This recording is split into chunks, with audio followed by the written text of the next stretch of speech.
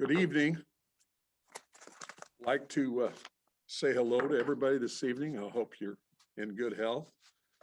We've got the agenda this evening, Belton City Council electronic meeting, January 26th. But due to an increase in COVID-19 cases in the area, this meeting will be closed to the public.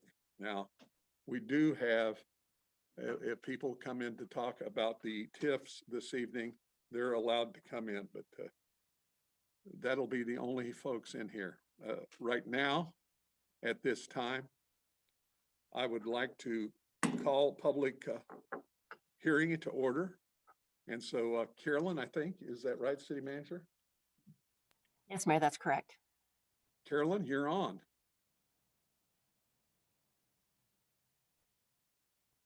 Okay, good evening. I'm going to go ahead and get my screen share up before I start here.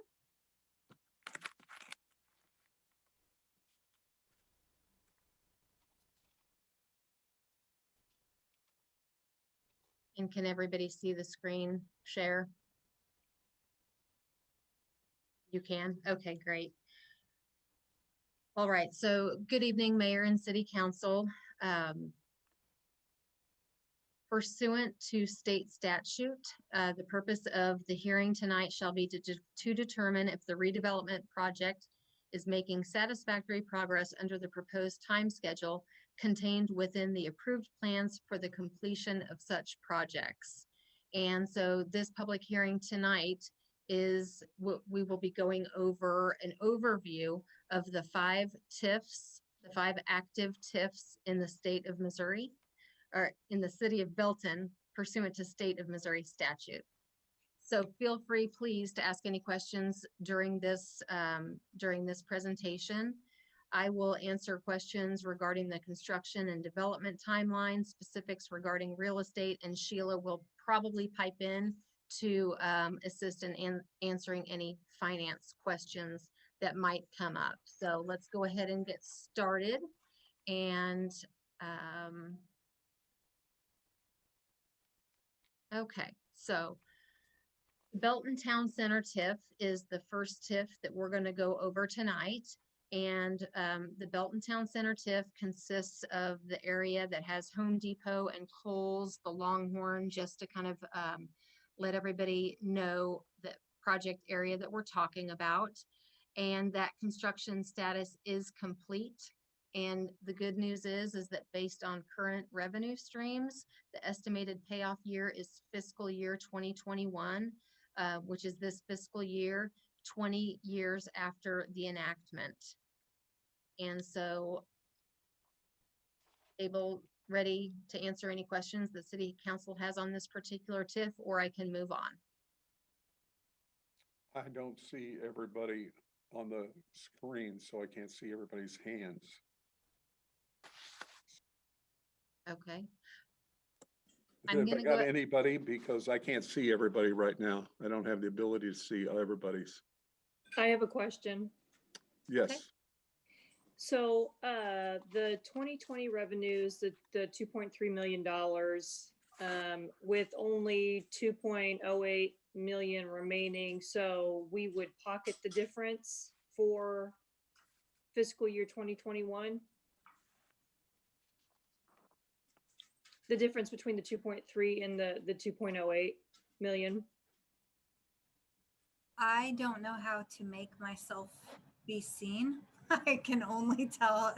Can you hear me? Yes. Okay. So what we will, that's the principal on the bonds. There will still be interest payments that are due. And what happens is we still are required until the TIF district is actually dissolved by council, which will happen as soon as the bonds are paid off. That date is on March 1st. We will come to council and ask for you to vote to dissolve the TIF district. And then any money that is left in those bond funds will be returned to the city, and we will distribute them out to all the taxing jurisdictions. Thank you. Yes. And I would like to go ahead and touch base back on Belton Town Center TIF, just to let everyone know that we did receive $15 million in public infrastructure from this TIF. And that was the widening of Mullen Road from 2 to 4 lanes from 58 to Home Depot, as well as the construction of Town Center Drive, also from 58 to Home Depot. So I just wanted to add that there was also a Y highway corridor study, and improvements were made from 2 lane to 4 lane for that TIF. So moving on, I'm going to go ahead and move on to the Y Highway Marketplace TIF. And so this one is the Price Chopper Center, also has Pride Cleaners and Pizza Hut. And that construction status that is in progress. So construction is not complete. And the estimated payoff date is also to be determined, because since there's still construction to occur and it's not fully built, costs will still need to be certified. And the TIF contract construction completion date for this, as you all will probably remember, is May 31st of 2022. City Council did approve the 9th amendment, which extended the construction date to May 31st of 2022. And also letting the public know who might not know, there is a new owner for this TIF. It is, the Costantino's have still retained their grocery store, but all of the other parcels within that TIF district are now under Christie Development. And he is actively working on 3 projects right now for this TIF. If you look at the map, the little pink square is actually project area 5. So there's a potential user coming in there, as well as in the inline strip. He is working with a family bar and grill that there's actually a lease out on that right now. So I just wanted to give you all a little update on that. And if you remember, Mr. Christie came before all of you in September of 2020 to provide that update. Councilman Finn. Carolyn, I just want to say congratulations, you guys. I know there's been some moves made there, and it's good to see Mr. Christie step in on this project. He's made a lot of things happen in our city limits, and so it's good to see him jumping in here and seeing it move quickly, because we've watched it sit for quite some time, and you've certainly heard my displeasure for this, and we're seeing some move now. So thank you so much. I wanted to give kudos to you guys. Thank you, Councilman Finn. I appreciate that. Questions?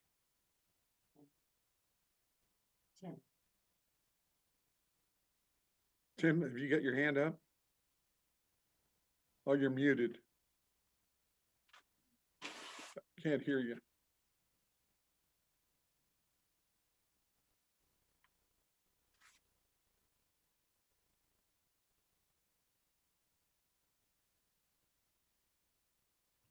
Okay, I finally got it to turn on. Can you hear me? Okay. Yes. Yeah, thank you. Thank you for waiting. The likelihood of that being built out in May of 2022 is probably not very likely. Am I probably assuming pretty well on that? Probably for all 3 projects that he's working on, that's probably a correct statement. That the family bar and grill and the inline shops, that's already constructed, so that would just be a tenant finish. So that one might actually definitely be able to make that timeline. Again, project area number 5, we have had somebody come into a DRC. They haven't submitted plans or anything like that, but it's definitely moving along. And I would say that that one might also have the potential to meet that deadline. So we're probably looking realistically, just from a common sense standpoint, no magic here, but probably more like 2025. Well, if they don't meet, if If May 31st of 2022 is coming upon us and I feel that they are certainly not going to make that deadline, what we would do is that the developer would come back before city council and ask to amend the TIF again and extend the construction timeline. And I do understand that. I wanted to make that statement that it's probably not going to be realistic, and trying to get an idea of what might be realistic, because we do need to keep pushing on it. It's been a lot of years. Thank you. Absolutely. Anybody else? Mayor, I have a Okay. follow-up. Oh, Councilman Finn. Carolyn, I had one follow-up question for you right there. As far as that family bar and grill that's going to go in the strip on the tenant finish. Two questions. How much square footage is left in that strip center, and how much are they interested in taking? Councilman Finn, I will have to go back and review the minutes from the last meeting. Unfortunately, I don't have those numbers in front of me, although I know that we did ask Mr. Christie that exact question and he had an answer. So I'll be able to watch the minutes and get back to you. Thank you so much for that. Appreciate it. Anybody else? Okay. Okay. Okay, so the next TIF that we are going to take a look at tonight is the Southtown Plaza TIF. It is the Menards TIF and also Aspen Dental. So this TIF is slightly unusual in that it's one TIF, but we have two developers. The project area 1 is Menards, project area 2 is actually Rob Herman. And so area 2, the Menards outlots, again, that's construction deadline is also May 31st of 2022. Do want to give council an update that they do have a new person on board. The previous real estate person with Menards is no longer with the company. I do believe he has retired. So there is a new contact. I was able to send him the City of Belton's 2020 annual report.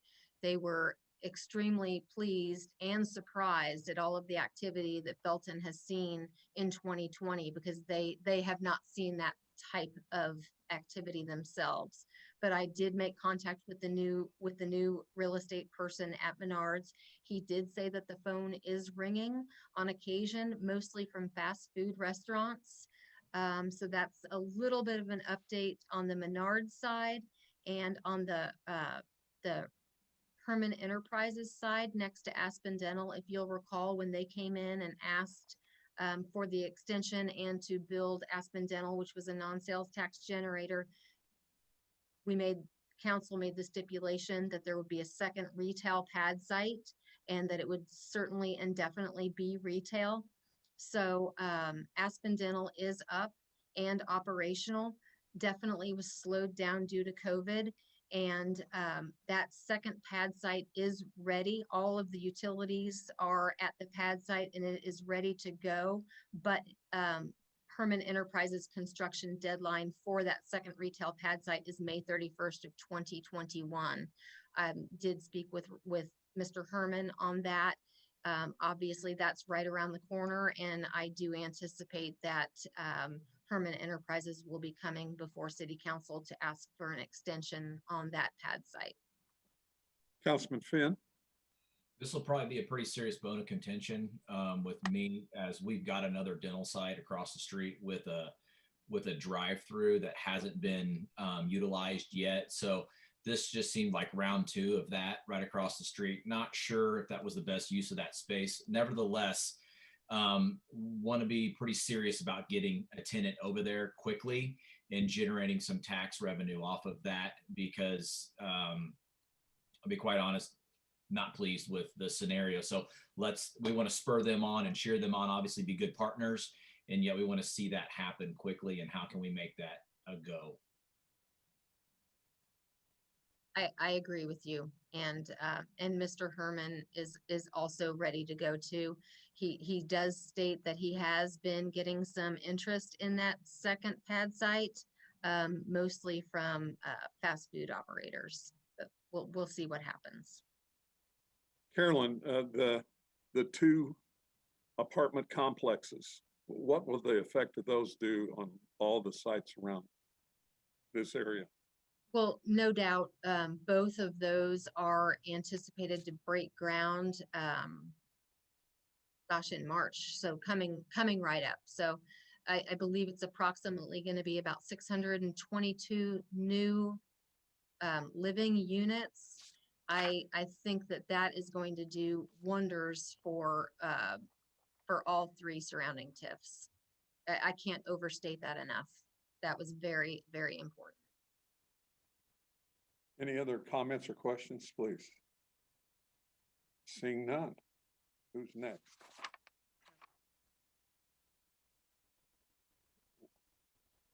All right, so moving on now to Belton Plaza, which is the Academy Sports, Hobby Lobby, Ross, that whole area that's known as Belton Gateway. The construction status on this one is in progress. So, looking at my notes, Area 1, Lot 5 of the hotel, that has a completion date of August of 2022.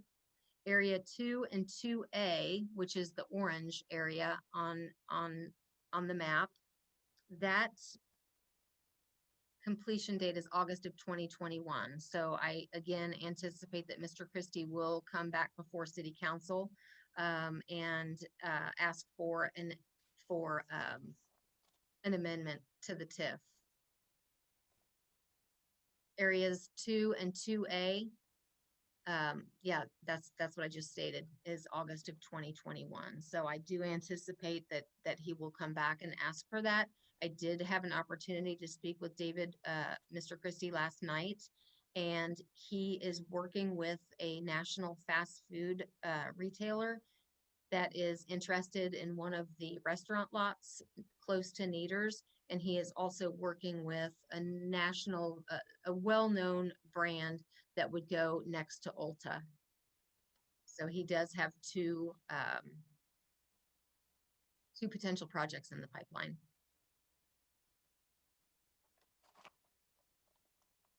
Questions? Seeing none. All right, so moving along. Takes us to Cedar Tree TIF, which is the 5th and final TIF.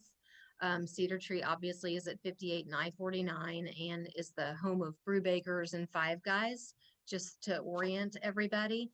And that construction status is complete. Obviously, that was a redevelopment. The structure was already completed when the TIF was approved. And the estimated payoff year is 2036 based on current revenue streams. Again, spoke with Lane 4, who is the developer of that site. And he states that the just junior box tenants are extremely hard to find at this time. And obviously due to the constraints with COVID, that was another comment that he mentioned as to why they're having a difficult time filling those spots over at Cedar Tree. Comments or questions? Seeing none, what do you have next? And that concludes the presentation. Thank you. Good job. I like the paperwork. That makes it easier for a visual person like me. Okay. So at this time, we're going to call a public hearing to order. In this case. And again, the city of Belton is holding a public hearing in accordance with RSMO section 99.865 to determine if the following tax increment financing plans and the redevelopment projects associated with such plans are making satisfactory progress under the proposed time schedules contained within the approved plans for completion of the projects. And of course, we went through them all: Belton Town Center TIF, Y Highway Marketplace TIF, Southtown Plaza TIF, projects 1, 2, 3, Y Belton Plaza TIF, projects 1, 2, 2A and 3, and Cedar Tree TIF. So at that, Have we had anybody come here to speak this evening? And do we see anybody in the lobby or? Mayor, there's no one in the building this evening to speak on this item. So with that, I guess we'll close this part of it, the public hearing, and move on. So at this time, we're going to call a work session to order. And at this, we will have FY 2022 budget work session. Sheila, is that who you got? Sheila, you're on. Good evening, Mayor and City Council. It is my honor to begin discussing the fiscal year 22 proposed budget with you tonight and to explain the changes that are being proposed from fiscal year 2021. Let me see if I can share my screen here. Okay, I tried to simplify, to isolate what columns we're going to be comparing when we're going to be comparing what the council budgeted for fiscal year 2021 with what is being proposed in fiscal year 2022. And if you want to follow along, this is on page 2 of your budget book. It's the general fund summary. Want to start with the general fund summary and talk about the general fund being the city's main operating fund. And this is such an important fund because it is where the city funds all of the basic city services that don't have their own funding source. So public safety, community planning, finance and administration, animal control, all of those departments are funded with general fund revenue. I want to start, I'm not planning on going through every single page of the general fund tonight. I think that all of you guys should go through it and tell me if you have any questions. We can always come back. So if you look over it in the next couple weeks and you have questions, send them to me and we can go back. But really what I want to do is I want to give you guys an overall view of the things that have changed. So I don't really want to talk about items that that we've been spending and programs that we've been spending. I just want to highlight the changes because those are so important. And I think when we go line by line, that information sometimes gets lost because it's a lot of information and it almost overloads. So I thought I would try something a little bit new this year. And if you guys don't like it, we can always go back to the old way. I'd like to start with the general fund revenues. This is the top part. And overall, the general fund revenues are proposed to increase in fiscal year 22 approximately 6% over the previous year, or $1.2 million. And you can see that I went ahead and did a comparison column on my screen here.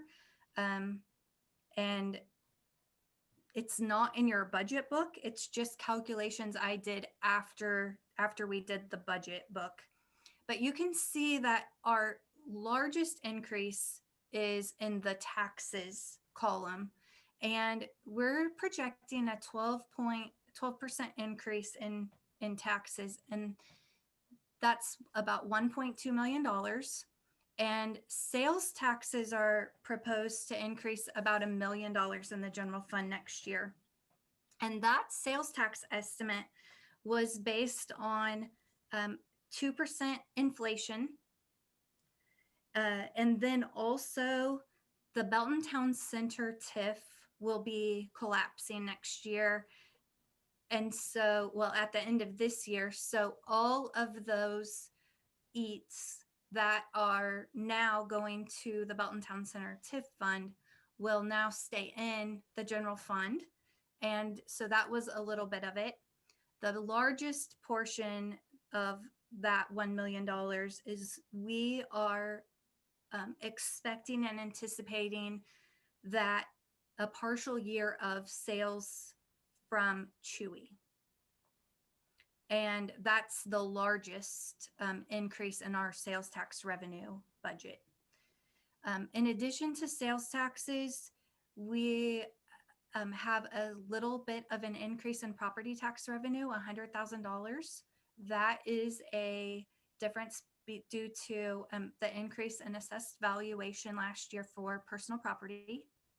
And then also franchise taxes, we anticipate that those will grow by about $32,000. So that's what makes up the biggest increase in general fund revenues.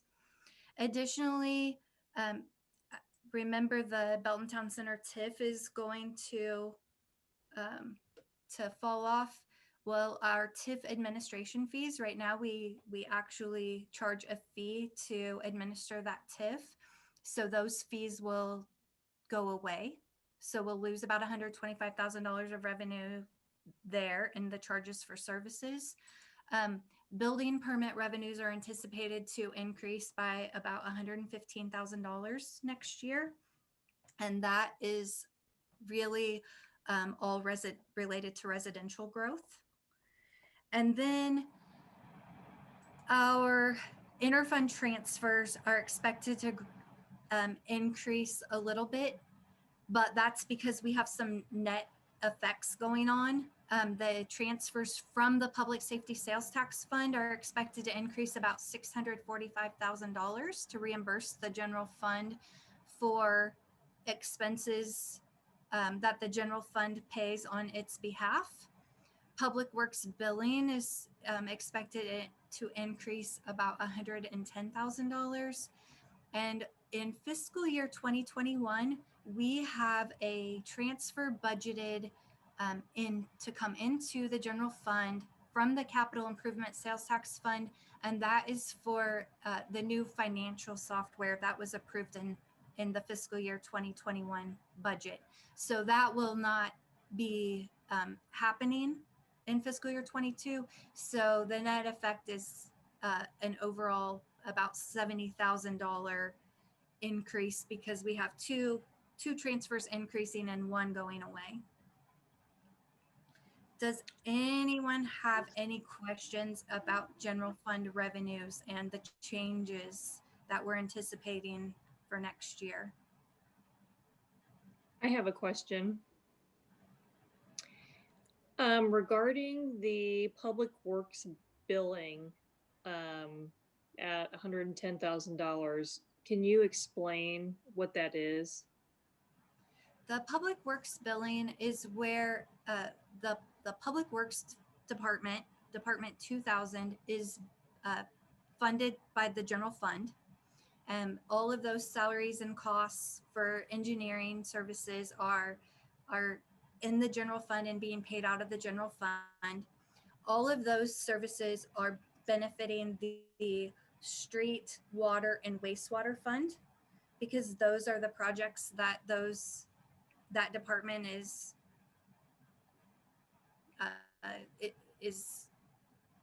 managing and designing.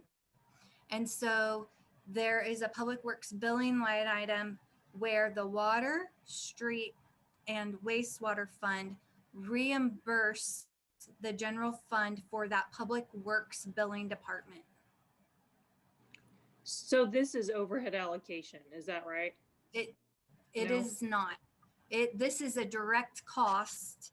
So overhead allocation are administrative charges and expenses that can't directly be tied to those other funds, where you're not actually accounting for the exact dollars.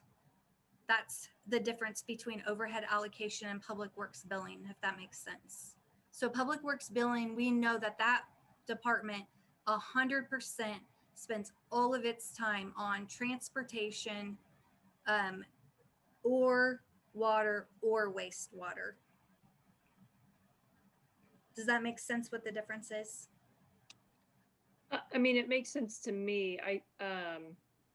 I think it would be helpful if you're able to give examples of something that might come out of overhead allocation versus something that would be from Public Works billing, for example?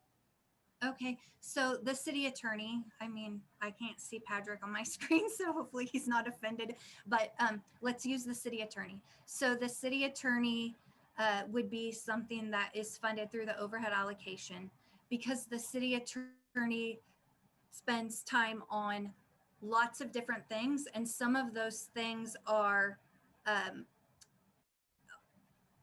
they can't be tied directly to a single fund. Where the public works department can be 100% tied to only water, wastewater, and street, if that makes sense. Thank you. Any other questions about revenues?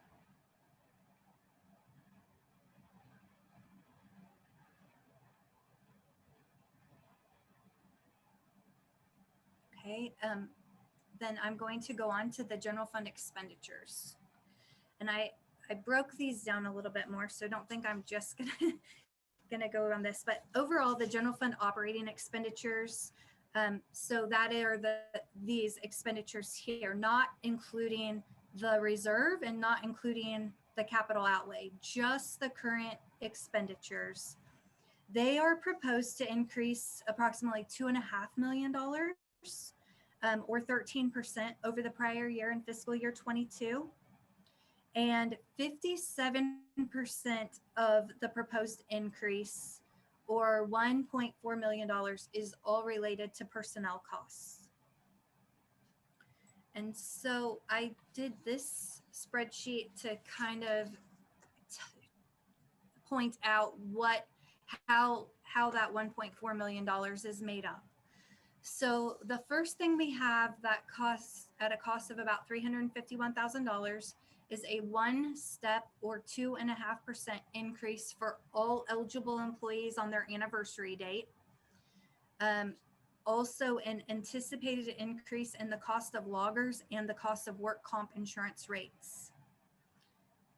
There's one other thing that adds to this. We have kind of a weird year in fiscal year 22. It includes 27 pay periods instead of only 26 pay periods. So typically our fiscal years include 26 pay periods, but just because of the way the calendar falls, we will actually have 27 payrolls. So one part of that cost is included in this $351,000. Also in this budget, we have proposed 11 new positions. 3 of those positions are contingent on the city receiving a SAFER grant in the summer of 2021. But those 11 new positions total about $600,000.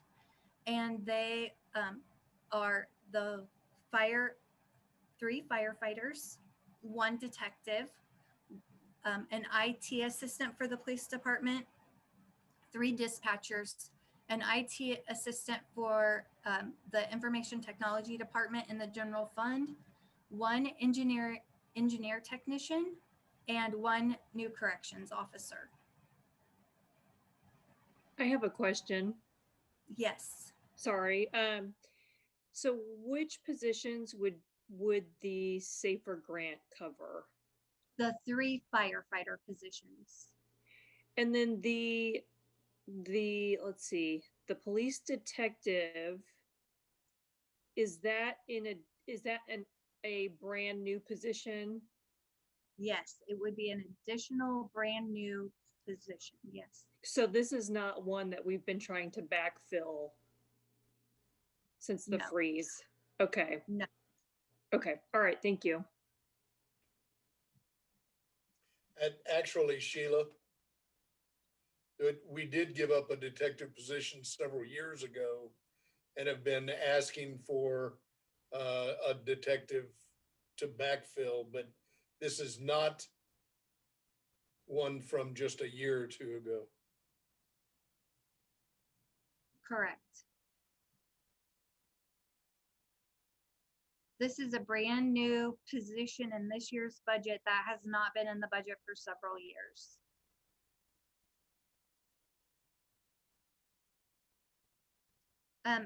Then we have 21 position grade changes. Most of them have no salary impact. But the ones that do have a salary impact total $510,000. If there is a salary impact, it is because there are a lot of employees holding those positions and not increasing the salary and the steps for each person would create compression. Or the other way that it would end up impacting our dollars is if the individual, if their current salary is not anywhere on the new grade.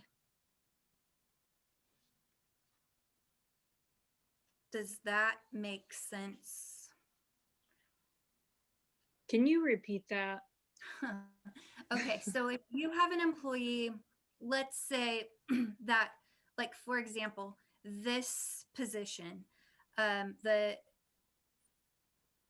increased 21 grades, basically, and this one might not be the best example, but it was the biggest one that I saw.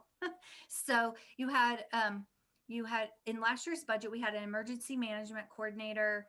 The position changed to the lieutenant deputy director of emergency management. And so there was the salary study said that the grade should be increased 21 grades. Well, the emergency management coordinator, that was 21 grades lower, their salary would not be on grade 54. Like, so we would need to increase the salary of that person so that they would be on the new grade salary scale, on a step up at the new grade.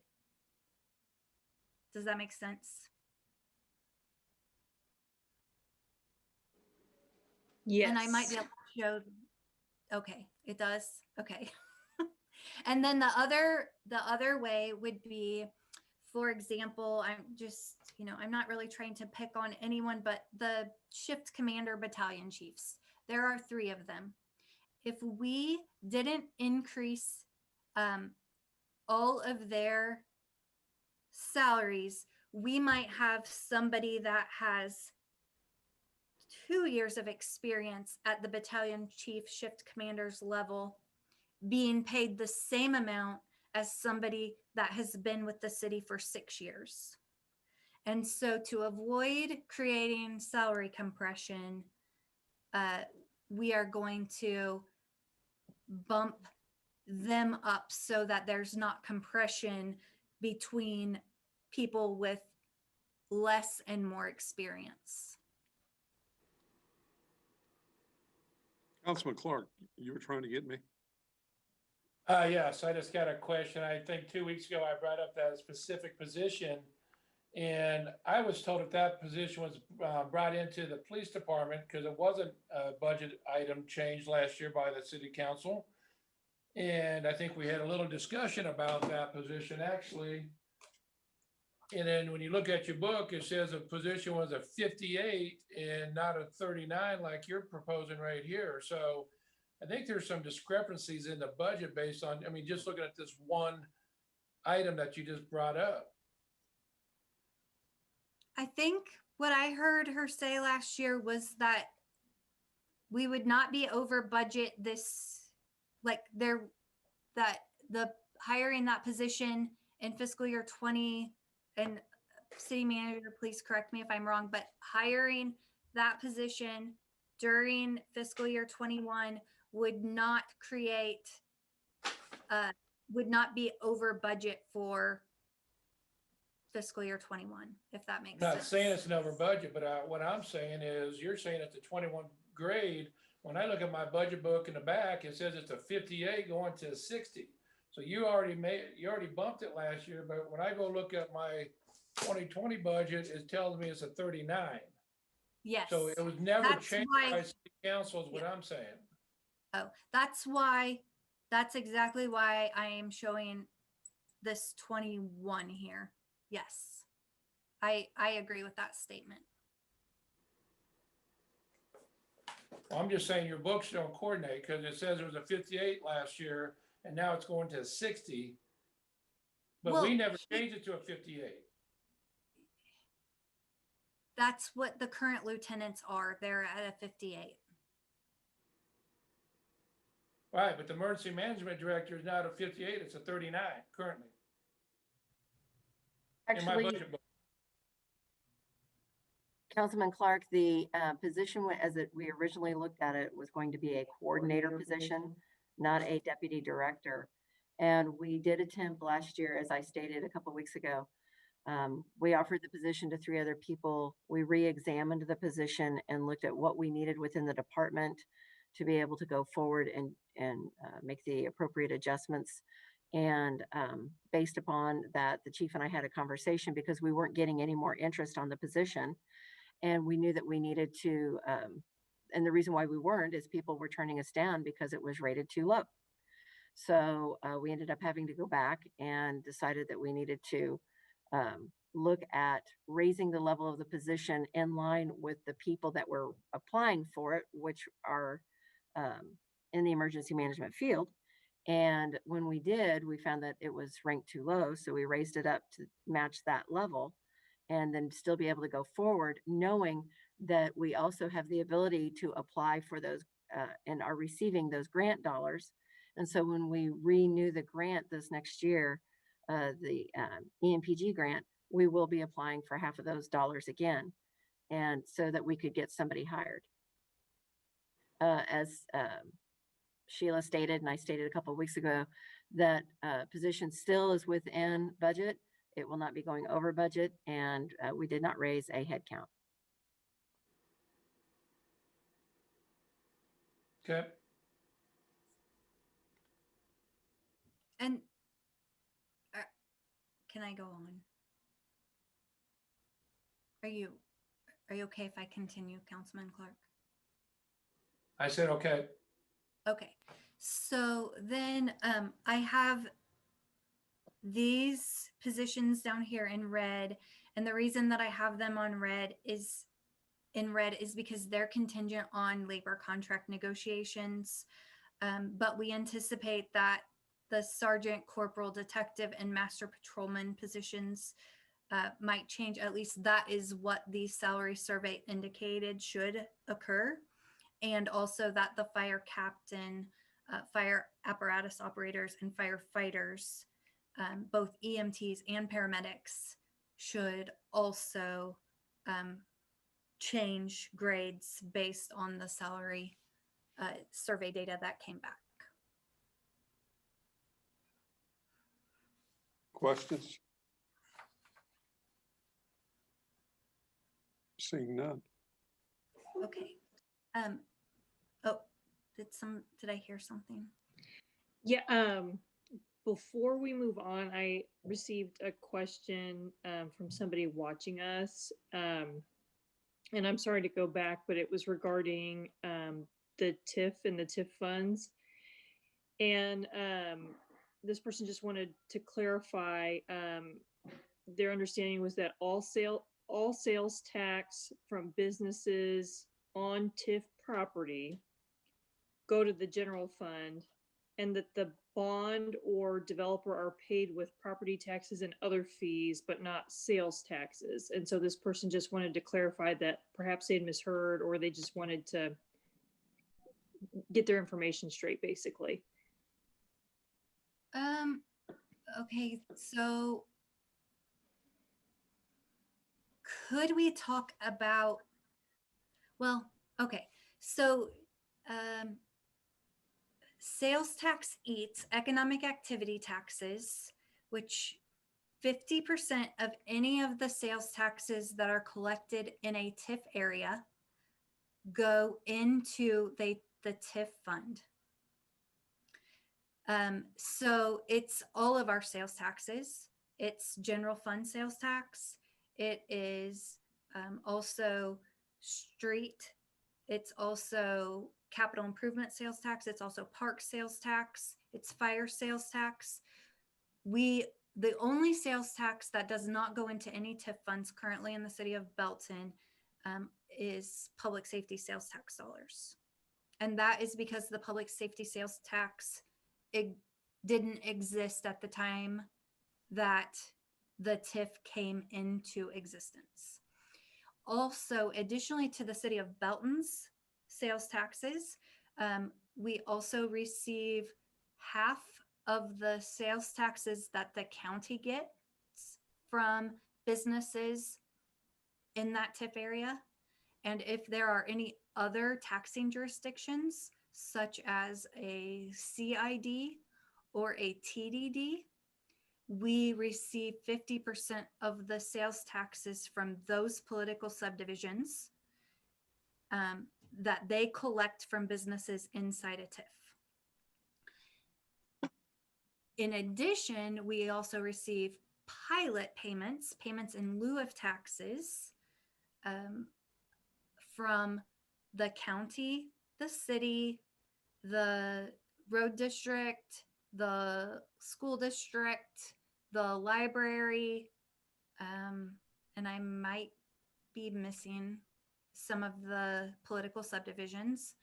And that is the money that goes into the TIF fund. And the money that's in the TIF fund goes to, if there are TIF bonds, it goes to pay off the TIF bonds. If there are not TIF bonds, it goes to pay the certified costs that are submitted by the developer, and in some cases the city, if we paid for the infrastructure and we're getting reimbursed. So essentially, the developer would be paid through the TIF fund. Yes, Okay. always through the TIF fund. Okay, not thank you. through- Yes. Okay. So in addition to the personnel increases, there are non-personnel increases of $1.1 million. And I tried highlighting them here.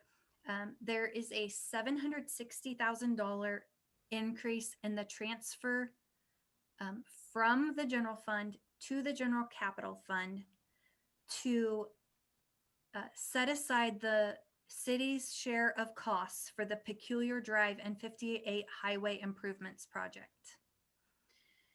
And so the city was able to increase this transfer this year after we received from the county CARES Act money that reimbursed the general fund for a portion of the salaries and benefits that the city paid for our police officers. It is a one-time revenue receipt. We won't be receiving it in future years. And so we don't want to use it on operating expenses at all. We need to use it on capital, and we needed about $1 million more. We think that will be the city's share for the Peculiar Drive and 58 highway improvements. And so that was very helpful that we received that. In addition, we have a $20,000 increase that's different from the prior year in the city attorney and the municipal courts budgets. This is the city attorney budget includes our city prosecutor because it can't be located in the municipal court budget. It has to be separate. And this increase of $20,000 is an increase in costs as a result of the Missouri Supreme Court, who has mandated that all of the courts in the state implement the state software system. And so we don't have a choice about it. We're going to have to do it. And unfortunately, it's more expensive than and less efficient than what we're doing currently. There is actually a decrease in our public works department. And the reason that we're doing that that decrease is happening is we are going to reduce the amount of money that we're spending on outside engineering consultants. And then the inspection department is going to increase their costs. And the difference is we're planning to increase the costs that we're paying for outside inspection services with all the new development that is happening next year. In the garage, we are seeing a $10,000 decrease, and that decrease is due to savings that that we think we're going to generate, because we're not going to use as many outside repair shops, because we are going to be purchasing a tire balancer and a tire machine for the city garage so that they can do that themselves. There's $100,000 increase in the police department, and this is made up of the cost to upgrade to cloud-based office software, to replace sprinkler heads throughout the building, and also academy training costs for new police officer recruits.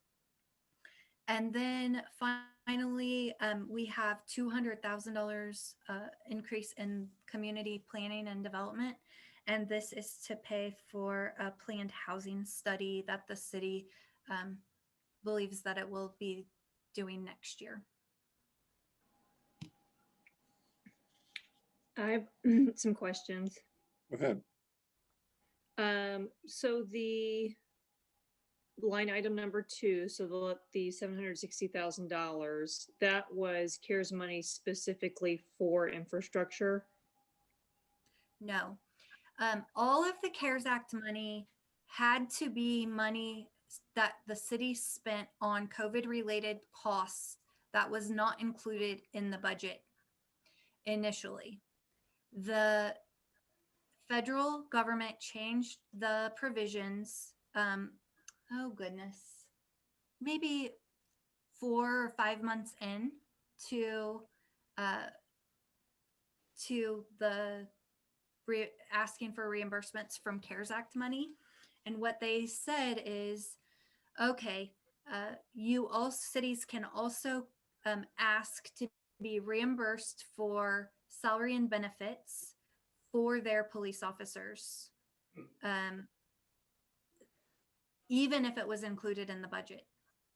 And so Cass County gave us an allotment, and I'm sorry, I don't remember the exact amount. And when that change came, we went ahead and turned in our salary and benefit costs for our police officers to go ahead and get the rest of our CARES Act money. We would not have had enough COVID related expenses to get all of the allotment that the county had set aside for us if this law had not changed. So we went ahead and submitted that expense.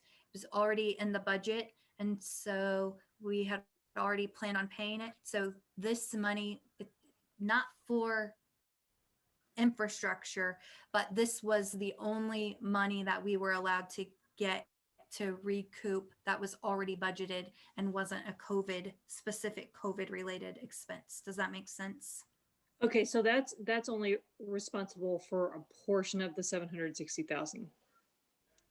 All of that would be based on that would be based on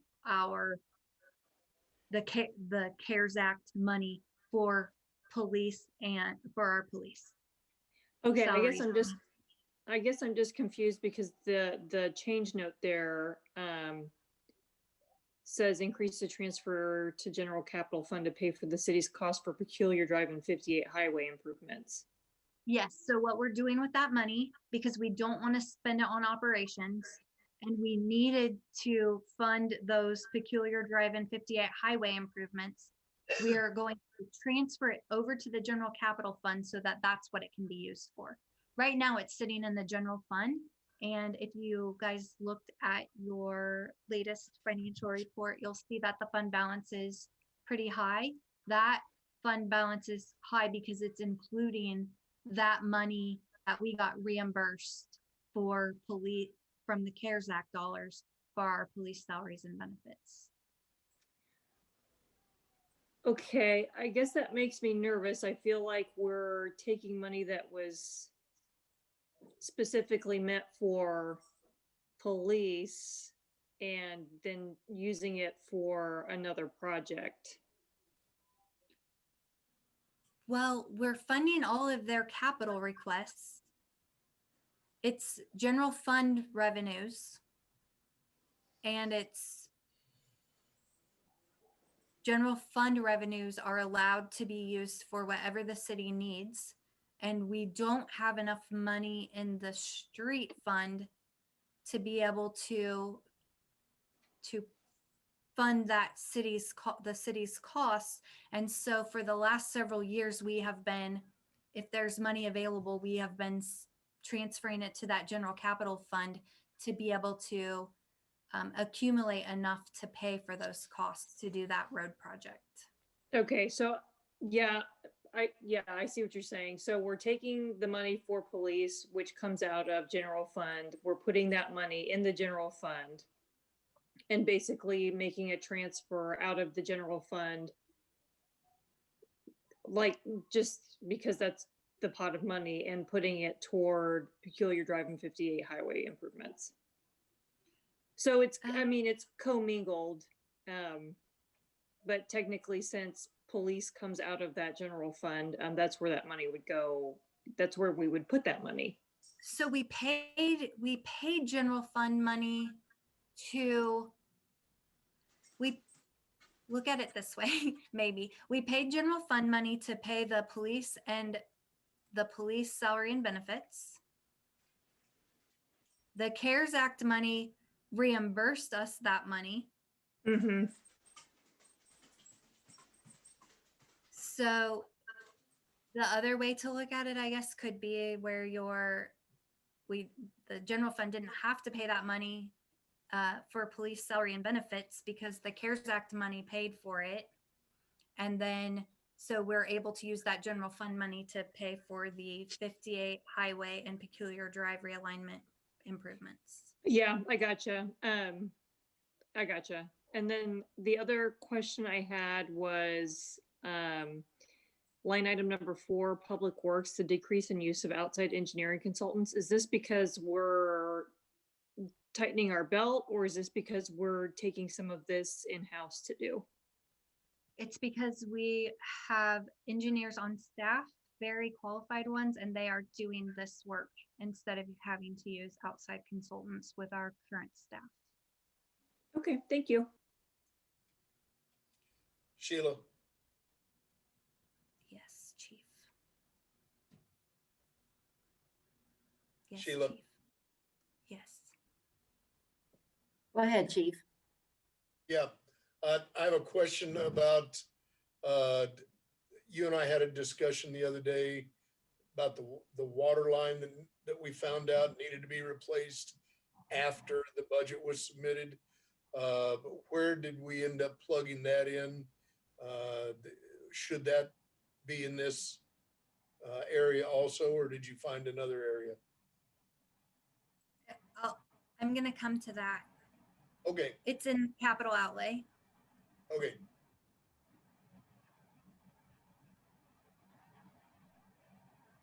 Any other questions before I move on to capital outlay?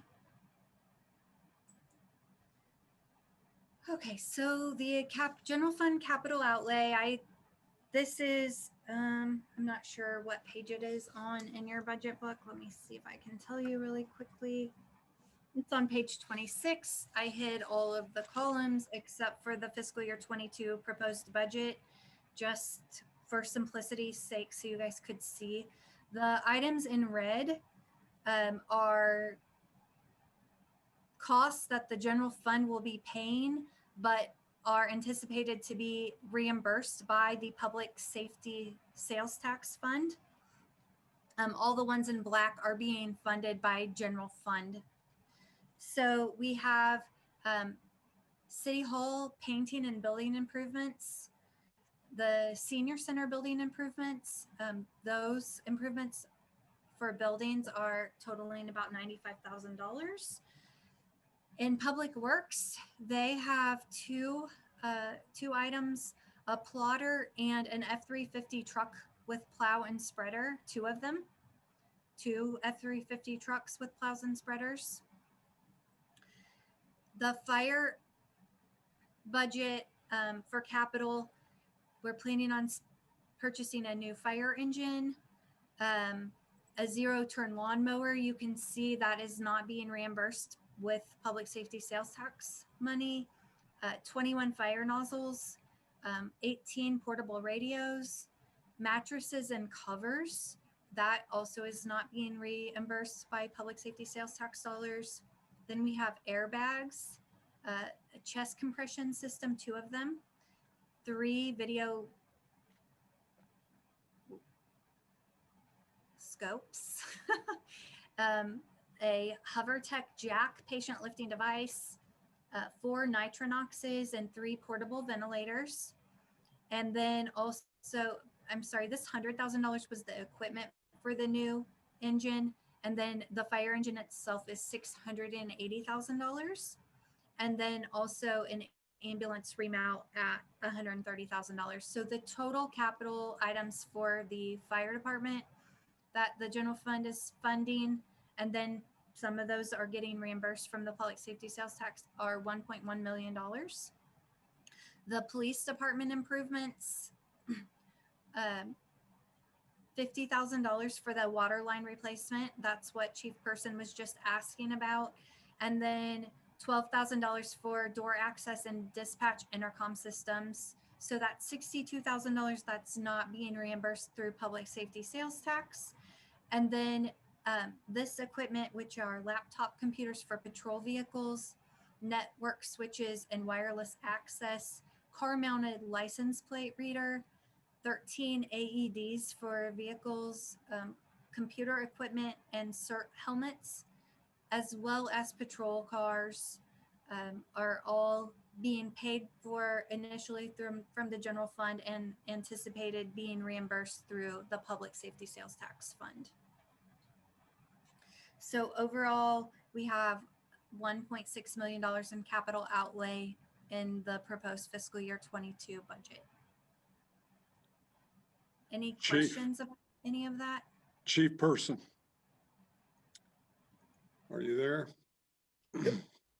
Chief, the car mounted license plates, how did that work out for us? That they are very effective in being able to identify either stolen vehicles or vehicles that are associated with persons that have warrants or other wants. So they are working out very well, and we are able to identify vehicles and that need to be stopped for whatever investigative purpose. Outstanding. Other comments or questions? I received a question.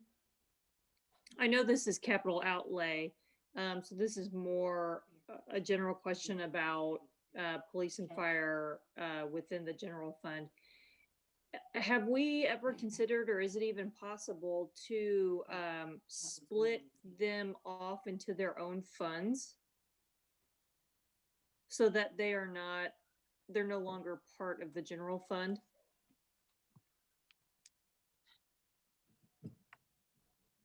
You could, and I looked at that, and it's so complicated because their budgets, let me just go back over here. So you can see that the fire budget this year, proposed fire budget is $6.3 million, and the police budget is $7.3 million. And if we come over here and look at how much money is coming from that public safety sales tax fund,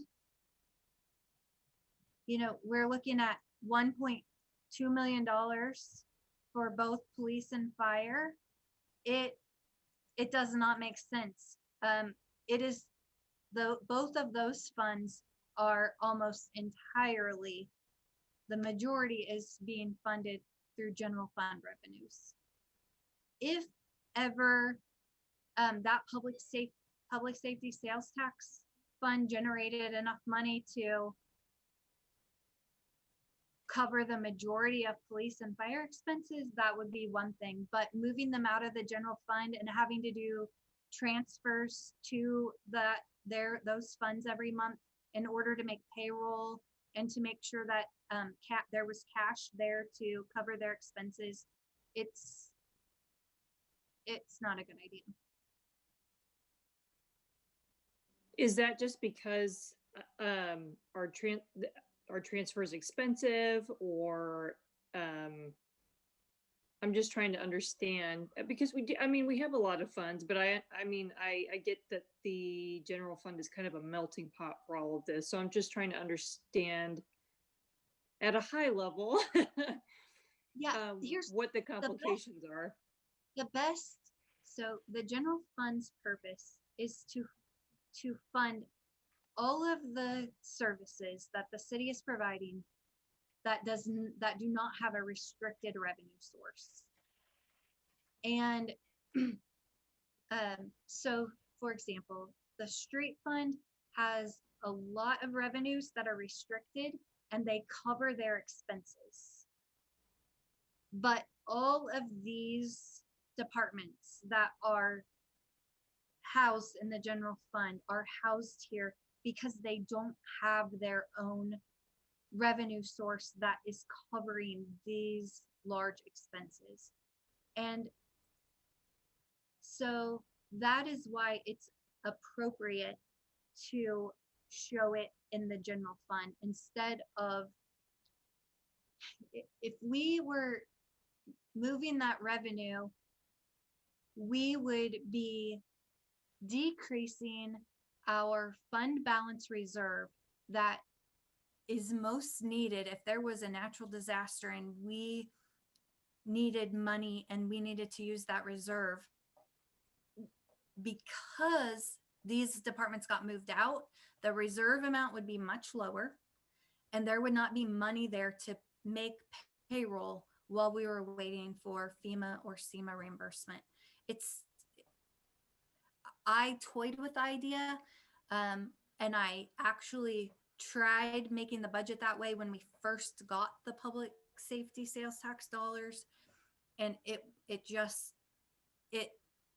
messed up so many of the safeguards that were put in place and policies and procedures that the city has, like the contingency reserve, and it got very complicated. Thank you.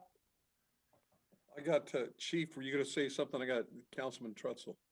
I was just going to say, I've said for 30 plus years now that the purpose of law enforcement, and it can be said of fire service, it can be said of ambulance service, but the purpose of law enforcement is not the generation of revenues.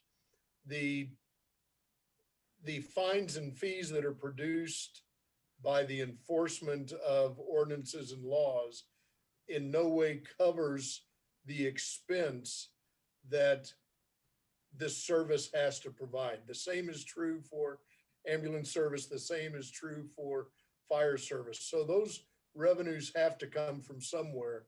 And just like every other city, it's the general fund that funds those, because even with the public safety sales tax, there's not enough revenue generated from any other means other than the general fund that provides those services in order to fund the big ticket items, which are police, fire, and EMS.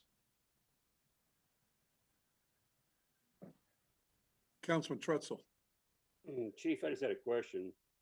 With this court, with the license reader, is that going to put us at 2 or 3 cars? I'm sorry, I didn't understand you, Chet. Something about the license plate readers. Yeah. How many cars will have a license reader? Will it be 2 or 3 or whatever? We currently have 1. This would increase it to 3, I believe. Thank you. Sheila, what's the percent of our budget that goes to police and fire? Together, they're about 60%. Now that compared to other cities. I would probably say that it's very similar to what other cities are doing. That I was looking for Most that cities answer. are somewhere between 60 and 70% for public safety. Hmm. I copied and pasted, so my formulas went away. I had it in a formula. Any other questions on this? Comments? Okay, Mr. Mayor, to clarify that, my last statement, it depends on whether a city has a fire department or not. If it's a city like Raymore, for instance, Raymore does not have a fire department. They are part of a fire protection district, so which is a separate taxing entity. So it depends if a city operates a police department, a fire department, a EMS, if they are a full public safety offering, it's somewhere between 60 and 70%. so that means in dollars, Chief, how much is Raymore saving for their general fund by having that? I have no idea. Well- Whatever they would have been spending for a fire department. Well, it's safe to say, what did we say for ours? Approximately $7 million. I would hate to speculate. I've seen it before, so I feel safe that we're pretty close to that. Any other questions? Okay, Okay, I'm gonna try to change the file that I'm sharing and go back to the budget file for the next few funds. Let's see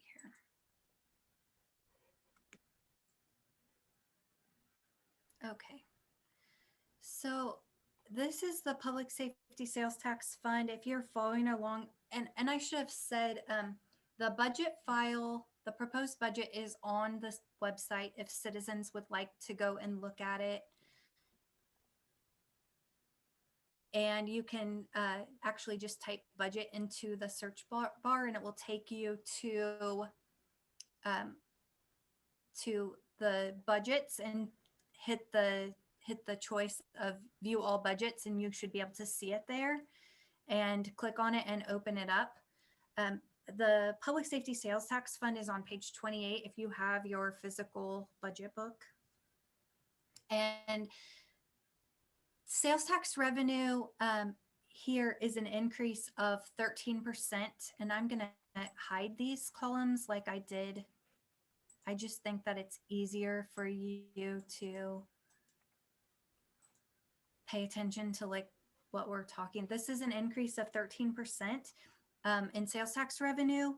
I don't know if like Councilwoman Davidson, you had asked a specific question about Tiff, and in that answer I had said that the public safety sales tax is the only sales tax that we have that does not share have eats coming out of it. So we have a 13% increase in sales tax revenue, and that's completely due to the estimate of the 2% inflationary increase, and also the anticipated revenues from a partial year of Chewy sales. And then here you can see that the fire department is planning to reimburse the general fund for $1.8 million of expenses that the general fund will pay on its behalf, and $935,700. And I might try to unhide over here. Oh, I hid instead of unhid. Yeah. So you can see that there's $234,600 for the new firefighter salary and benefits, the 3 new positions that we're hoping to get. $40,000 for medic training, $701,100 for fire salary and benefit, and $1.1 million for fire capital expenses. You'll see that those total $2.1 million, but we're not anticipating that the fire department will have that much money, get that much money in public safety sales tax revenue. So the general fund will actually be funding $309,000 of these eligible expenses. And then for our police, we're anticipating that there will be a transfer to reimburse the general fund of $1.4 million approximately. And it's based on $106,090 for a new detective, $36,000 for police academy training, $983,200 for police salary and benefits, and then $258,600 for police capital. I do want to point out that these transfers only occur after the general fund actually pays the expense. So when we have positions that aren't filled, for example, in the police department budget, money is not transferred over if we don't exceed the base, and that money stays in here, goes into their carryover and stays with them, and we're tracking it separately so that police gets to keep its money that it doesn't spend, and fire gets to keep its as well. It is very oh, can I just say one thing before I forget my thought? Yep. Sorry. I do want to say that it's really important. I know we're planning on possibly getting a grant, hopefully getting a grant to add these back, but it's very important to calculate the full cost of those benefits so we can make sure that our operating costs are not exceeding our incoming revenues, because that is what happened a few years ago when we ended up having to do the hiring freeze, because the full impact of salary and benefits were not being calculated when they were getting added, and it made the general fund out of balance.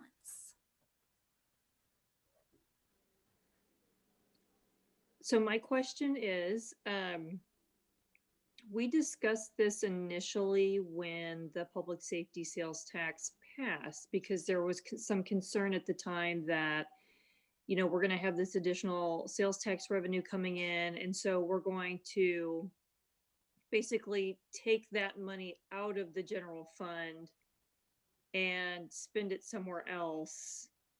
And we had discussed that the base, if you will, be left at what it always had been. Mm-hmm. And that the public safety sales tax would just be additional to that. And so I want to make sure when we're reviewing this right now that that is still happening. We did not remove funds from police or fire. It is at the same base that it had been. Yes. Okay. Okay. Okay. Any questions about the public safety sales tax fund? Okay. I'd like to move on to the general capital fund, Fund 14. I'm going to hide these columns just so that it's less confusing. So the big change is that $1 million transfer in fiscal year 2021. We were able to come up with $240,000. In fiscal year 2022, we're able to actually now cover all of our anticipated costs with the $1 million transfer for that 58 highway and the peculiar drive realignment costs. But that's the only change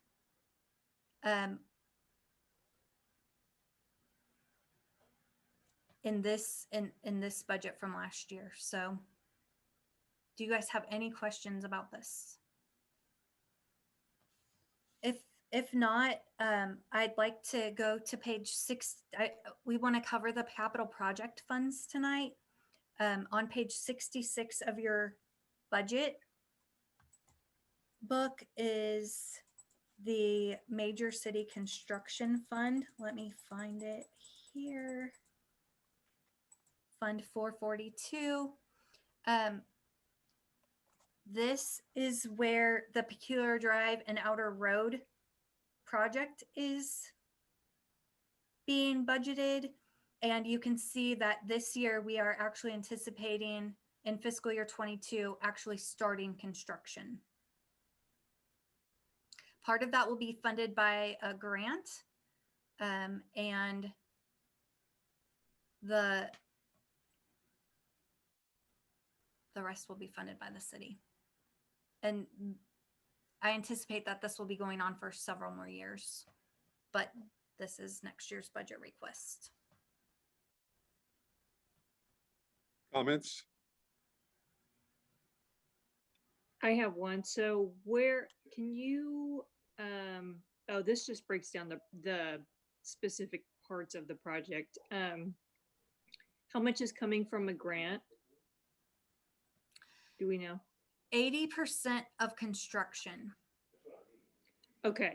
Up to a certain dollar amount. And I have $1,023,000 of this construction. And that might be all of the grant that we will be able to get. And it's capped. And then in future years, the city's going to have to pay its share. And then where is the city getting the rest of the money to pay for the project? All of our money has come from the general fund. Okay, thank you. If it hasn't been transferred over here yet, then it's being held in that general capital fund until we need to actually transfer it. Thank you.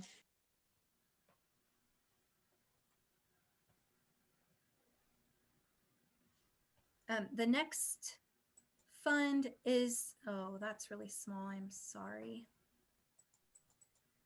Is the Street Capital Projects Fund. The only thing that we have going on in this fund in fiscal year 22 are the street improvements from the bonds. We will be issuing bonds this winter very soon, trying to have money available in the spring to go ahead and finish out the bond funds that were voted and approved by citizens. And so that's the only thing that is happening in this fund for fiscal year 22. Next, we have the Stormwater Improvement Fund.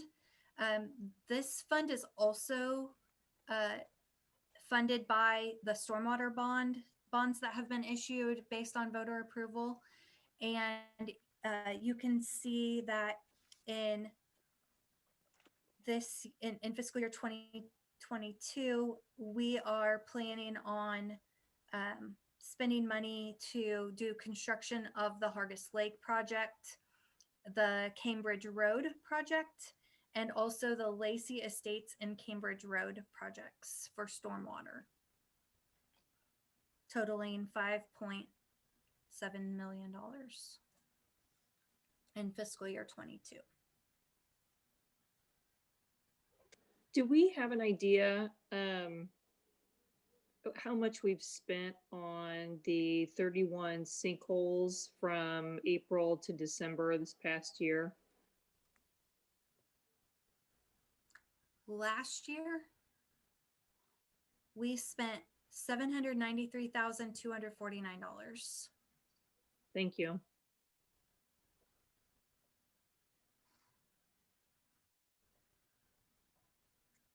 Okay, and then two of our other construction funds, but there's no changes in them. So I don't really want to talk about them unless you guys have a question, but the Sewer Impact Fee Fund and the Water Impact Fee Fund, both of those funds hold restricted revenues and can only be used to increase capacity for both of those systems, they can't be used for operations or for repair and maintenance of anything that we currently have existing. Sheila, can you explain where those funds come from? Where those dollars come from? Those dollars come from fees that are paid when we have new development come in. And so basically they are putting a strain on our current infrastructure, and that money is being set aside to increase capacity as we are getting new development, if that makes sense. Thank you. You're welcome. Okay, and then the TIF funds, which I don't know why, but they're a little bit different places. All of them are together except for the one that's going to go away. So you can see that the Belton Town Center TIF fund, I have nothing in revenues because it's going to be paid off. I do have a small cash carryover that will be reallocated back to the taxing jurisdictions. And I just have this money left in fiscal year 22 in case we don't get the information back in time to reallocate money to all the taxing jurisdictions before the end of fiscal year 2021. Other than that, we have several other TIF funds. We have the, you can see in your budget book, the Belton Marketplace one. It also is zero because it got paid off. Like there was no activity in fiscal year 21 or 22. It's only presented for historical purposes. We have a Cedar Tree TIF fund. Well, we went over them all tonight, so you guys all know what they are. But basically, money comes in from the different political subdivisions and their economic activity taxes that they collect. Also, money comes in for payments in lieu of tax, which are property taxes. And those funds, those dollars, go to reimburse the developer or the city for certified costs and infrastructure improvements that were made in those TIF agreements.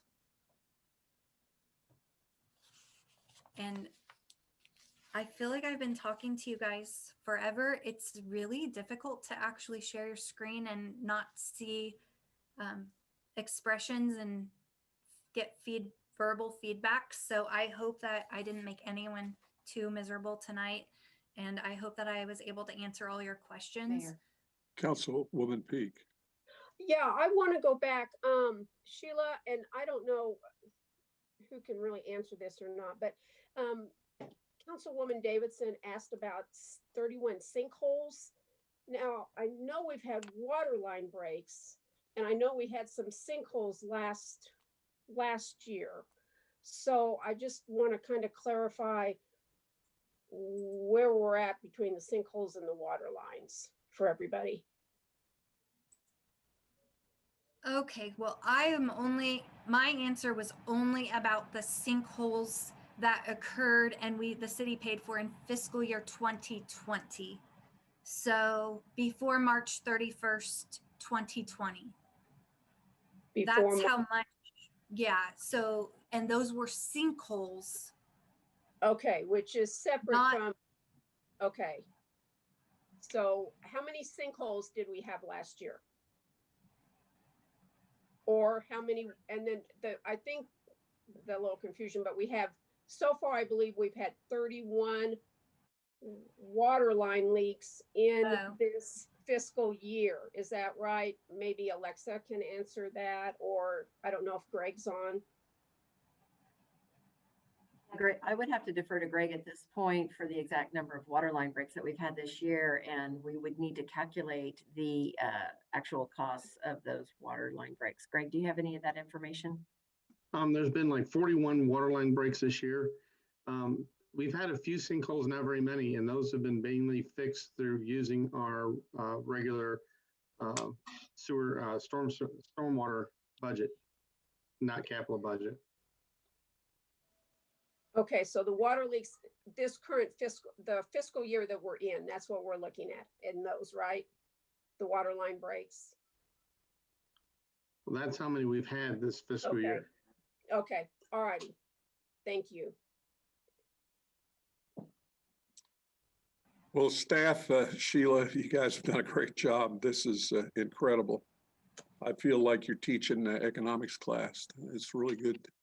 You've done a great job. We appreciate it. Councilman Trutzel. Mine's a procedural question. Do we need some kind of action on the TIFs that were presented by Carolyn? We didn't ever do anything but to accept them as That'll be at the end of the needed. meeting. It's coming in just a minute. Thank you. Councilman Trutzel, those items are under motion items that are at the end of the agenda. Got it. With that, are we done with that part? Do we have anything else here, city manager, on this part? So No, at Mayor, this that time, completes the work session. so there's items for review and discussion. I think we've reviewed and discussed. Have we had enough? So we'll move on to adjourn the work session. And at this time, we're going to call the meeting to order and we'll have our pledge.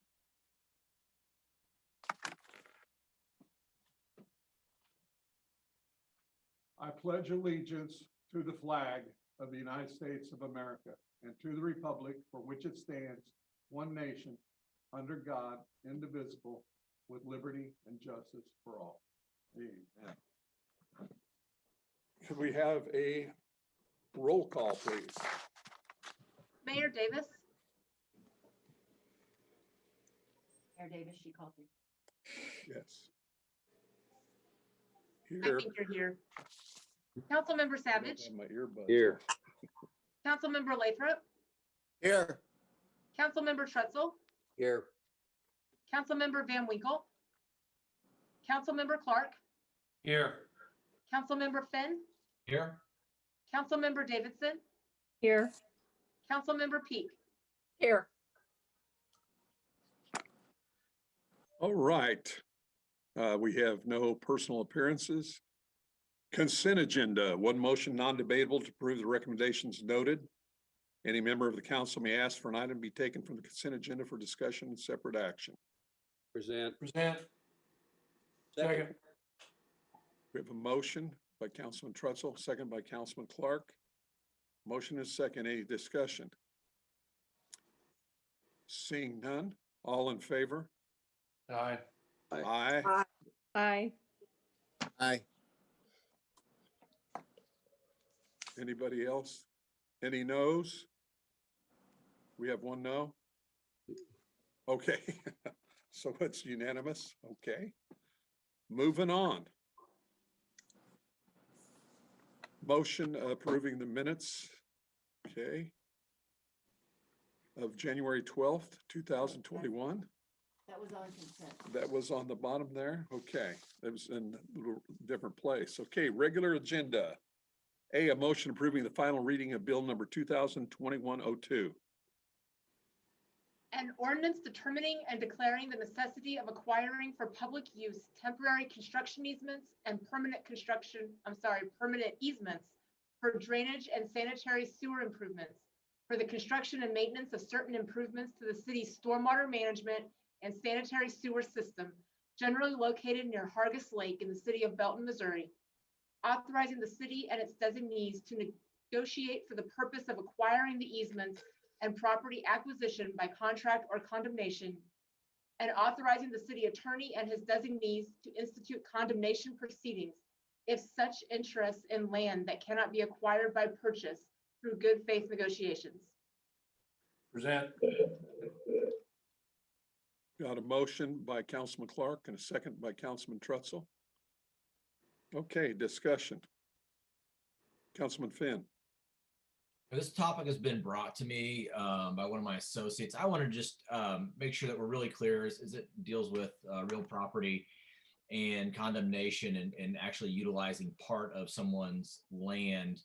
How are we, and I get, and this is part of the negotiation piece, and obviously it's got to be fair for all parties. But I think the major concern here is that if a portion of their land were to be utilized here, are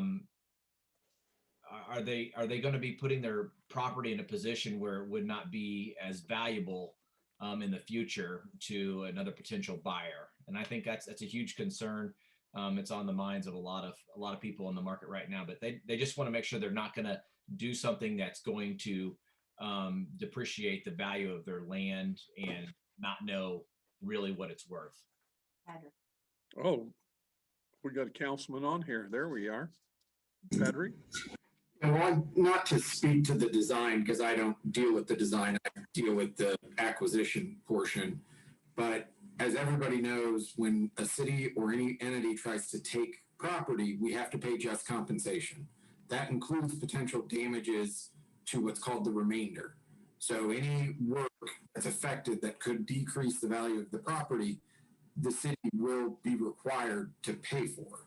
There's also, at this point, there is an appraiser that has used generally accepted appraisal practices in the state of Missouri to find what that quote just compensation is. And I do believe that some of those letters have been mailed out to the property owners, and they'll be receiving that plus the appraisal, plus they have the ability to seek their own appraisal as well. So this isn't one of those processes where the city can come in and just say, well, that's ours now. And we have to pay just compensation to the property owner. They have their own ability to be heard by 3 condemnation commissioners and a judge if they decide, and those people are the ones that end up making that final value determination.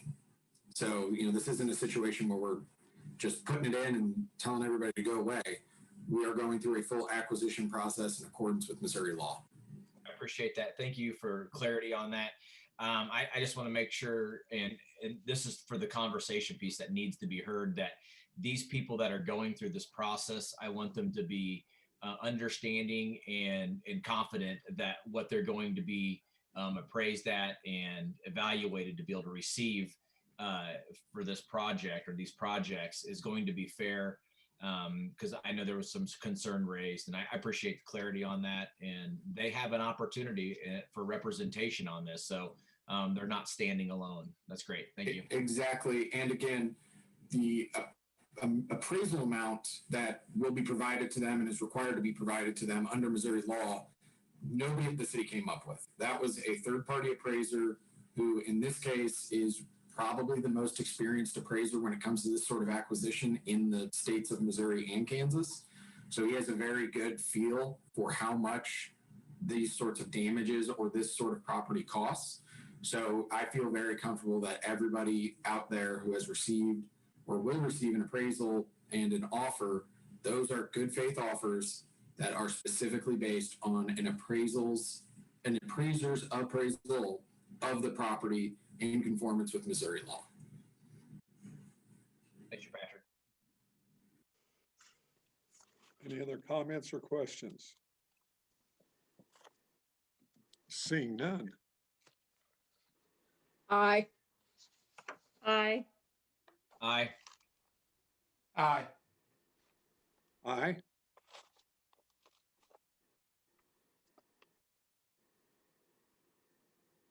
You are mute. Aye. Aye. Aye. That motion passes. Any nays? Did I miss anybody? Okay, moving on. Excuse me. B, a motion approving the first reading of bill number 2021-03. An ordinance approving the final plat for the Encore, a tract of land in the southwest quarter of Section 12, Township 46, Range 33 in the city of Belton, Cass County, Missouri, and authorizing the mayor and the city clerk to sign the plat for recording with the Cass County Recorder's Office. Present. Second. Councilman Lathrop on the motion, Councilman Finn on the second. Discussion. Seeing none, all in favor? Or is this, yes, the first reading? All in favor? Aye. Aye. Aye. Aye. And aye. And nays? That motion passes. Okay. C, a motion approving the first reading of bill number 2021-04. An ordinance approving a TIPS hotline contract with the Kansas City Metropolitan Crime Commission. Present. Second. Motion and a second. Any discussion? Seeing none. All in favor? Aye. Aye. Aye. Any nays? That motion passes. Hey, Mayor, move for a second reading on this. Got a motion, Second. Councilman Clark, and a second by Councilman Finn. Discussion. Seeing none. All in favor? Aye. Aye. And aye. Aye. Any nays? That motion passes. Okay, motion to approve the second reading of bill number 2021-04. An ordinance approving a TIPS hotline contract with the Kansas City Metropolitan Crime Commission. Present. Second. Second. Okay, did you get those? Yes, I did. Okay, motion and second. Any discussion? Seeing none. Aye. Aye. Aye. Aye. Aye. Aye. Aye. Aye. And that motion passes. City Council liaison reports. Councilwoman Davidson with the Parks. A couple of things coming up. You can join the team. Belton Parks is now accepting applications for summer camp assistant directors, summer camp counselors, rec assistants and concessions, rec facility supervisors. You can apply online at beltonparks.org/jobs or drop by the front desk at High Blue for an application. And then Belton Parks and Recreation is also pleased to announce that Belton's own Buffalo Wild Wings is the sponsor of the month. Be sure to check them out for yummy party packs for your playoff party at home. That was a tongue twister. Or dine in and watch the game. Thanks to Buffalo Wild Wings for your longtime sports sponsorship. And then don't miss out on your opportunity. Don't miss out on playing in one of our premier recreation leagues this spring. Signups are underway for the following programs. This includes youth programs for recreation soccer, flag football, spring volleyball, baseball and softball, and then tiny tot and kindergarten programs such as Little Kickers, Advanced Little Kickers, Little Diggers, and early bird deadline and fee vary by league. So you can sign up online at teamsideline.com/Belton. That's all I have. Thank you. Okay, we go on to mayor's communication, and I'm proud to say that I get to go to meet the new Calvary president. Interesting, I've got a article to read to you for a second. I'm on the advisory board for Calvary, and their message is that God has blessed Calvary, and they're pleased to announce and we'll be at that meeting. Dr. Alexander Grandos has been called and accepted the position at Calvary University as president, born in Bogota, Colombia. Experienced and dynamic higher education executive with a history of distinguished and trusted leadership. As a president, associate provost, vice president of academic affairs, associate academic dean, and we look forward to the exciting new adventures ahead in the continuing love would they anticipate God pouring out on us. So we want to be excited about that. There's several or some of us from the city that get the pleasure of listening to the health department with the report on the COVID. It's the daily deal every day since March we've done this. And it's, I know our emergency management chief person, the city manager's on there, and some of the department heads, Mayor Pro Tem is included with me. But you got to know that It's interesting that we were notified yesterday at the request of the city manager. And the health department notified her yesterday. Could you elaborate on that, please, city manager? Yes, I can, Mayor. Thank you so much. And looking at the schedule, the city council and mayor, you're aware that the city hall is closed through the end of January. And so as I was looking at the record and the data to see where our trend lines are at with the COVID testing, and I reached out to Andrew Warland to speak with him about what the status of Cass County is, and specifically of Belton. And while our trends are still high and our numbers are still high, so I spoke with Andrew and told him, you know, that we were looking at opening city buildings back up the 1st of February. He called me yesterday and stated that over the last 2 weeks, Cass County is considered, was it 2 weeks ago, was at extreme risk, and last week was at critical risk. And his advice and his recommendation was for us to keep the city buildings open by appointment only and check it again in about 3 weeks to open the 1st of March. With that notice, we had a situation today where we actually had a citizen come in and didn't realize, was upset because the city hall was closed. Did have a conversation with him, said, no, we're open by appointment. I can, so I looked, there was availability. We were able to get that person in. We took care of the situation. And that's what we're finding. People are, at first they're put out, and then they find out, oh, I can get this taken care of. And that's what we're here for. We're here for that service. There can sometimes be a glitch in communication, but we are always quick to provide that public service to our residents and visitors here, businesses, if they need assistance. So I also spoke with our neighboring community. They have extended their closure of their buildings as well, and will not be reopening until March 1st. That is the direction that the city is looking at doing as well. And but however, to the council, we have, and I would turn my laptop around, but it might make you seasick, the motion. But we have outfitted the city council room with dividers, and we have just a few more that have yet to come in. And I believe that we will have those in place so that the city council can start meeting again on its next meeting on February 9th. With social distancing and with the dividers that we have in place, it will still be required that citizens or anyone that wants to watch city council meetings would need to continue to watch those live streamed. The building would still be closed to the public unless, of course, they signed up for a personal appearance during that time frame. And then, of course, we would accommodate that.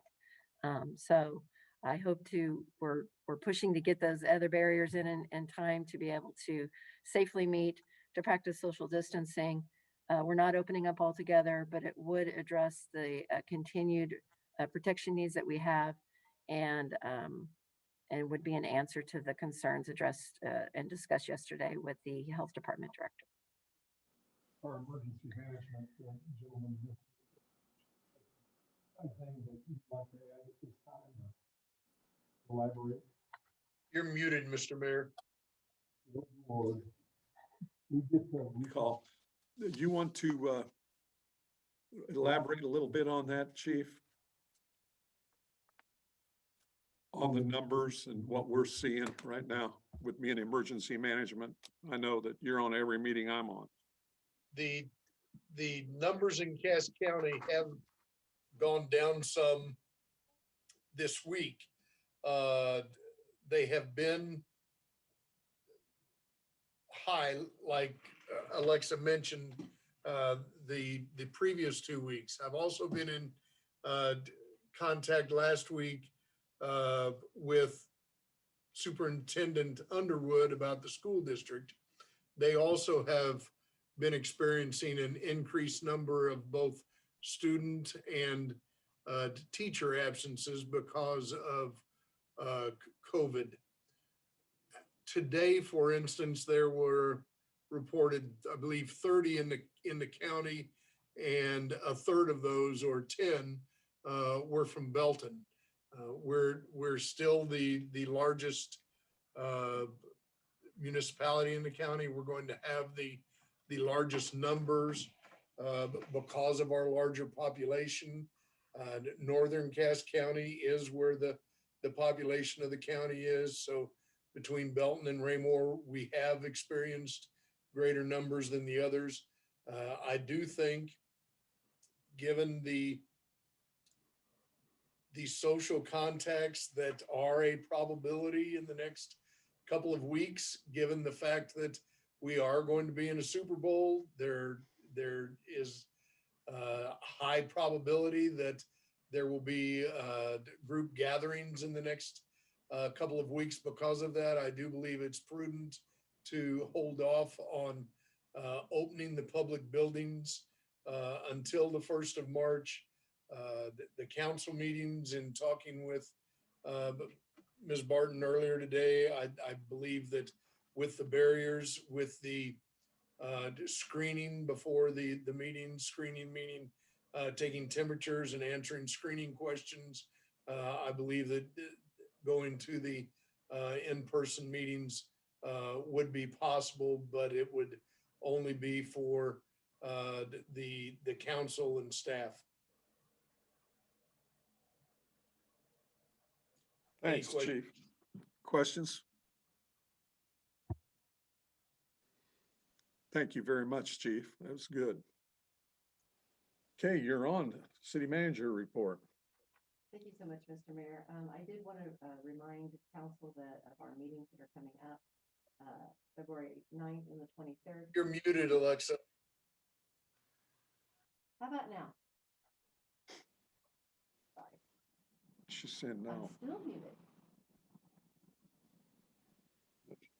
Thank you very much. I don't know how many times you have to hit the little button on the bar.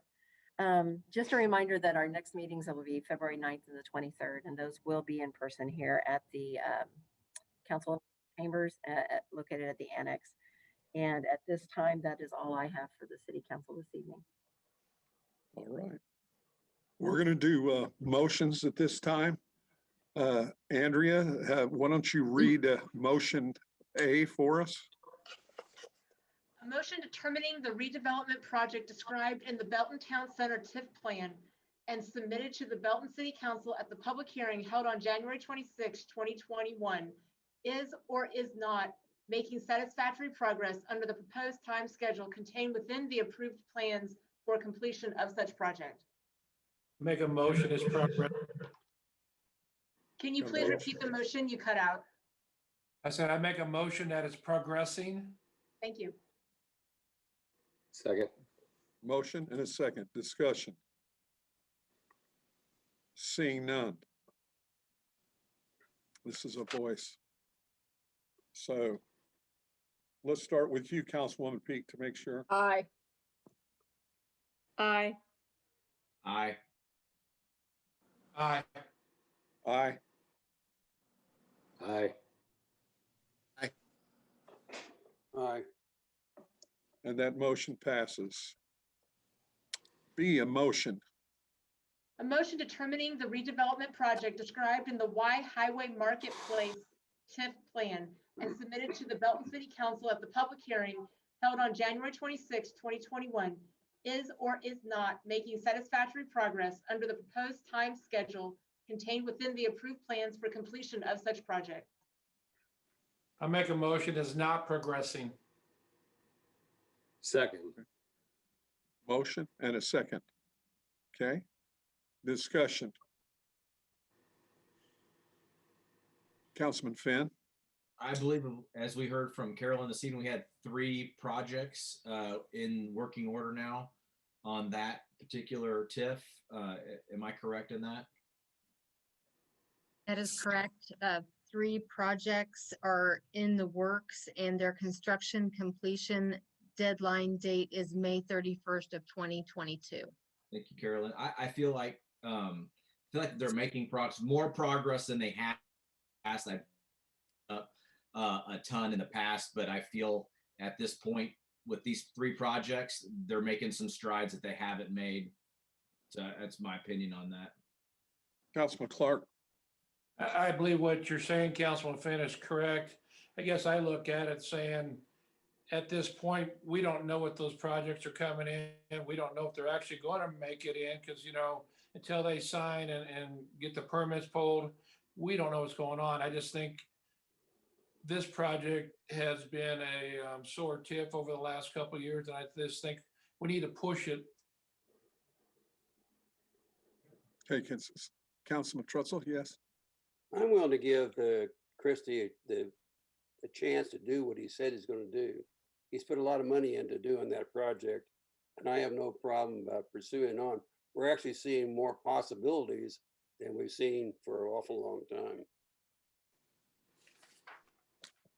Can somebody tell me what the result is if we do not pass this? What's the result? Mr. Mayor, what we would do, we would pull the development agreement and note the deficiencies. If there are any deficiencies, look at the timeline and then bring it back before council to determine a course of action. And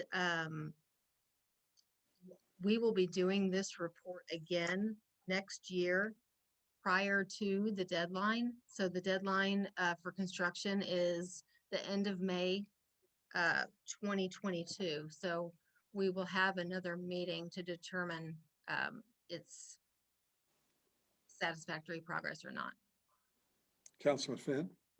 With that information being determined there, I think we should give Mr. Christie due time here since he has just come on board recently. Councilwoman Peak? I agree. He purchased this, I think it was like finalized it at the end of last or before last year. And then we got hit with COVID, and that certainly has had, that put a stop in a lot of things. I agree. We need to give him a chance. Other questions, comments? Seeing none. Yes, Councilwoman Davidson. Does anybody recall how we voted on this last year? Was it failing or I not? do, if you bear with me just one moment, I do did have the minutes. Oh, here they are. Okay, so this is the Y Highway Marketplace. Last year was voted that it was not making satisfactory progress, but a lot of things have changed since then. That was before Christie bought it. Correct. Councilman Clark? I think Mr. Christie is going to do some wonderful things there, but I think as a council member, until we fully know what those things are, we're looking at this project and saying, is it where it's supposed to be? And at the present time, I don't think it's where it's supposed to be.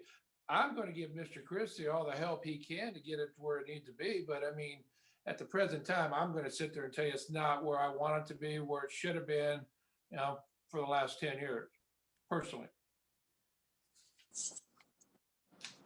Councilwoman Davidson? Yeah, I tend to agree with Councilman Clark.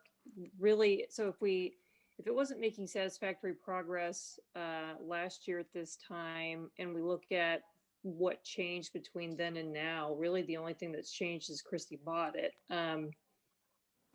It's kind of hard to make these decisions without actually being able to talk to these guys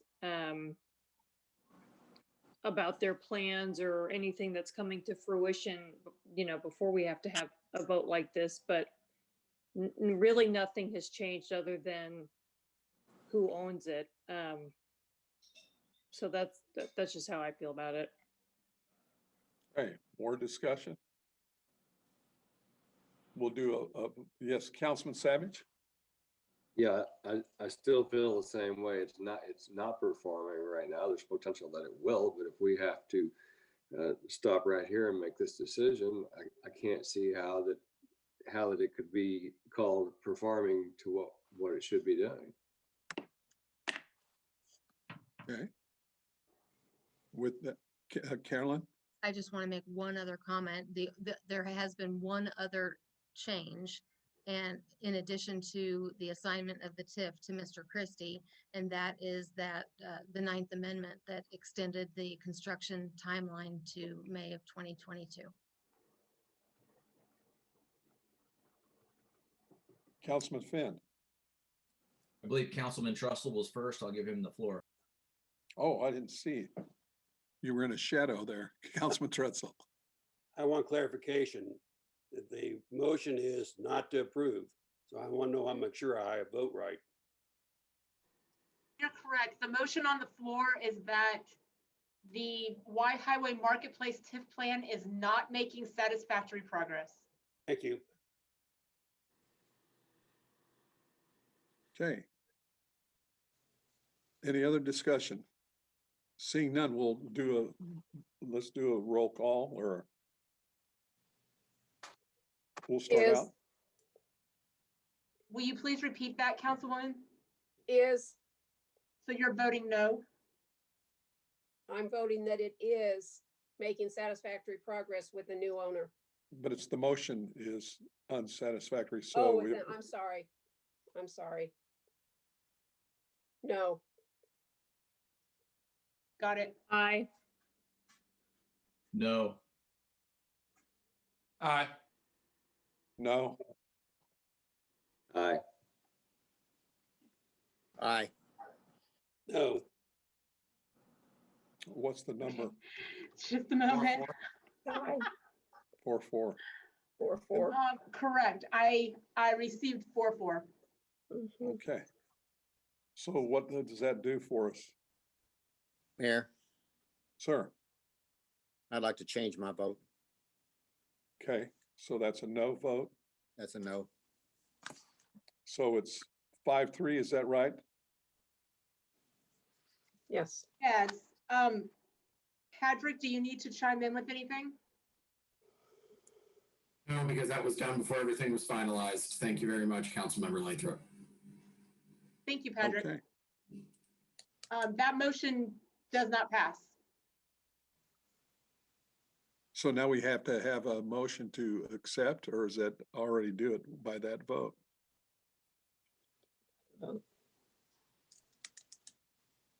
Patrick, do we need to make a new motion? There needs to be another motion on the table that says that it is making satisfactory progress. So move that. Councilman Trutzel made a motion. I'll I'll second that. second. Councilman Finn, second. Okay, motion. Any more discussion? Seeing none. Can we vote? Yes. Yes. No. Yes. No. Yes. I'm sorry. Yes, yeah. Gotta get my yeses and nos right on this one. No. Yes. And that motion passes. Okay, Chet, yes. C, Mayor? sir. Mayor, if I may, for simplicity's sake here, can we move it in the positive tense that it is, and then we can vote it down if need be to keep it moving forward? We just had to read this twice to get it to a yes. It just doesn't, it seems redundant almost. I'm not quite understanding what you're asking, but there were two motions on the floor voted on, so it will need to be reflected that there were two motions. So we had to read two motions because the first time that it was motioned, it was shot down, but we had to get to an affirmative motion, correct, to move forward? Yes. So Councilmember Finn, you can correct me if I'm wrong, but what you're suggesting is that all motions on the current agenda be amended to state in the affirmative that it is making progress, so that there's only one vote necessary, because if it is voted down, then it would not be making satisfactory progress, correct? Well said, thank you. Thank you, sir. Patrick, is it your recommendation to change those now as I read them? Yes, it would be. Thank you, I will do that. And thank you, Councilman Finn. Okay. So we're on C. Motion. A motion ahead. determining the redevelopment project described in the Southtown Plaza TIF plan and submitted to the Belton City Council at the public hearing held on January 26, 2021, is making satisfactory progress under the proposed time schedule contained within the approved plans for completion of such project. Present. Second. Motion and a second. Discussion. Seeing none. Seeing none. Yes. Yes. No. Yes. Yes. Yes. Yes. Yes. Yes. That motion passes. D, Motion determining the redevelopment project described in the Y Belton Plaza TIF plan and submitted to the Belton City Council at the public hearing held on January 26, 2021, is making satisfactory progress under the proposed time schedule contained within the approved plans for completion of such project. Present. Second. motion and second. Discussion. Seeing none. Yes. No. Yes. No. Yes.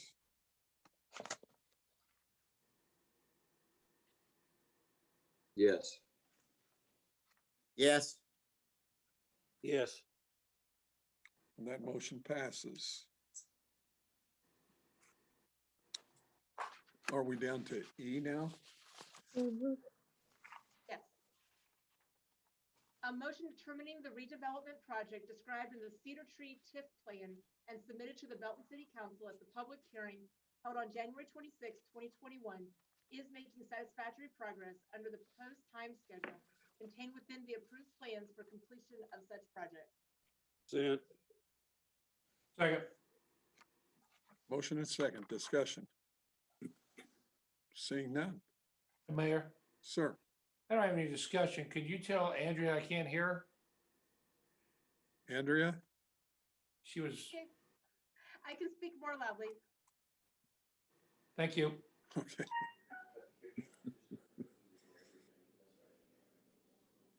I'm looking at you. Yes. Yes. Yes. Yes. Yes. Yes. Yes. Yes. And that motion passes. Communications from City Council. None? Okay.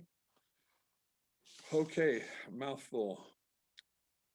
Motion to enter executive session, to discuss matters pertaining to the leasing, purchase, or sale of real estate according to Missouri State Statute 610-0212, and to discuss matters pertaining to the hiring, firing, disciplining, or promotion of personnel according to Missouri State Statute 610-0213, and to discuss matters pertaining to preparation, including any discussion or work product on behalf of a public governmental body or its representatives for negotiation with employee groups according to Missouri State Statute 610-0219, and discuss matters pertaining to negotiated contracts according to Missouri State Statute 610-0212, and that the record be closed and the meeting adjourned from there.